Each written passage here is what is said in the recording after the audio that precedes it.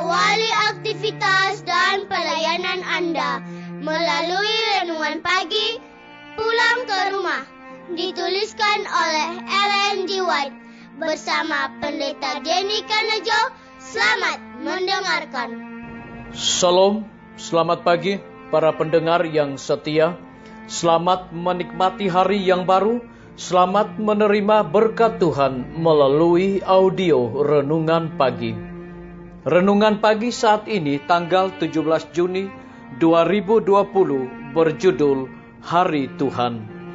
Ayat inti kita terambil di dalam Injil Markus 2 ayat 27 dan ayat 28. Demikian firman Tuhan.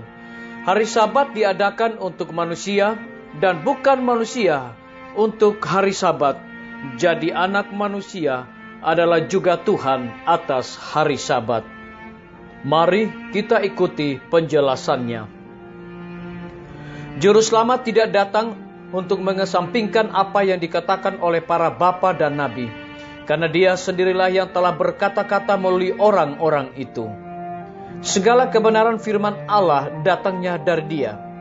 Tetapi manikam yang indah itu telah diganti dengan ajaran palsu. Terangnya yang indah itu telah dibuat untuk melayani yang salah. Tuhan rindu agar mereka membuang pendapat mereka yang salah dan menggantikan dengan kebenaran. Pekerjaan ini hanya dapat dilaksanakan oleh tangan ilahi. Oleh hubungannya dengan kesalahan, kebenaran itu telah melayani musuh Allah dan manusia.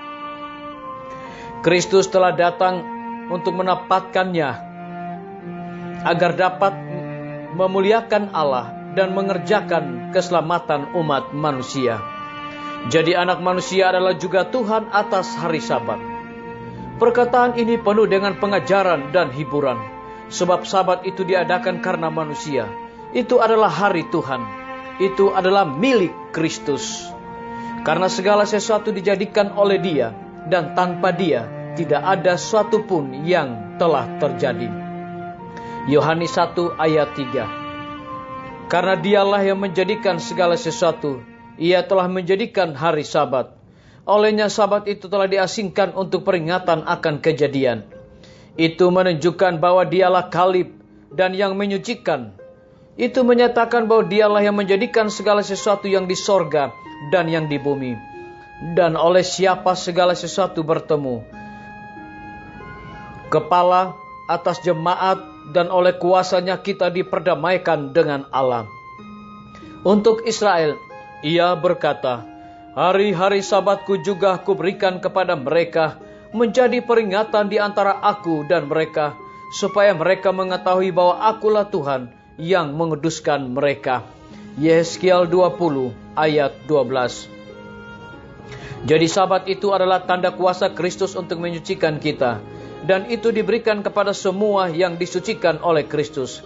Sebagai tanda kuasanya yang menyucikan, Sabat diberikan kepada semua orang yang melalui Yesus menjadi bagian dari Israel milik Tuhan. Dan lagi Tuhan berkata, apabila engkau tidak menginjak-injak hukum Sabat dan tidak melakukan urusanmu pada hari kudusku, apabila engkau menyebutkan hari Sabat hari kenikmatan dan hari kudus Tuhan hari yang mulia, apabila engkau menghormatinya, maka engkau akan bersenang-senang karena Tuhan. Yesaya 58 ayat 13 dan ayat 14. Bagi mereka yang menerima Sabat itu sebagai tanda kesukaan, melihat Kristus di dalamnya, mereka sendiri akan bersuka di dalam Dia.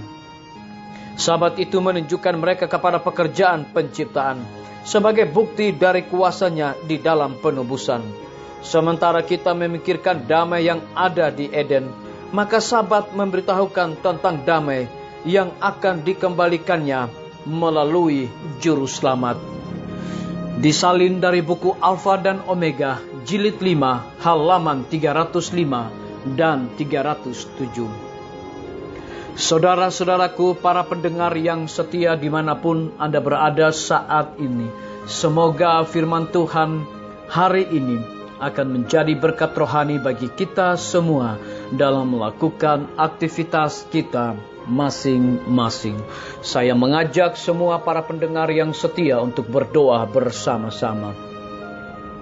Bapa kami yang bersemayam di dalam takhta kerajaan sorga, terima kasih oleh karena firman-Mu di pagi hari ini mengingatkan kembali kepada kami bahwa hari Tuhan adalah hari Sabat, diadakan untuk kemanusiaan dan bukan manusia untuk hari Sabat. Jadi anak manusia adalah juga Tuhan atas hari Sabat. Terpujilah nama-Mu ya Tuhan.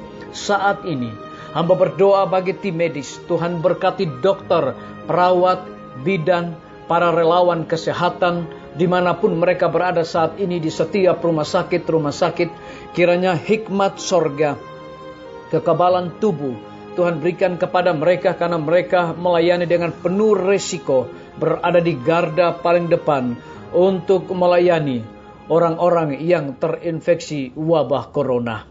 Bapa di sorga, hamba juga berdoa bagi pimpinan-pimpinan organisasi gereja Tuhan, dari tingkat yang tertinggi sampai kepada jemaat-jemaat, bahkan seluruh gembala jemaat. Tuhan urapi mereka dengan hikmat sorga, agar dalam memasuki new normal saat ini, biarlah mereka memiliki semangat untuk terus melayani umat-umat Tuhan. Hamba menyerahkan semua guru-guru, kepala sekolah, dan semua anak didik ke dalam tangan Tuhan. Kiranya Engkau lindungi, pelihara mereka di saat liburan, agar supaya mereka juga terhindar dari wabah corona.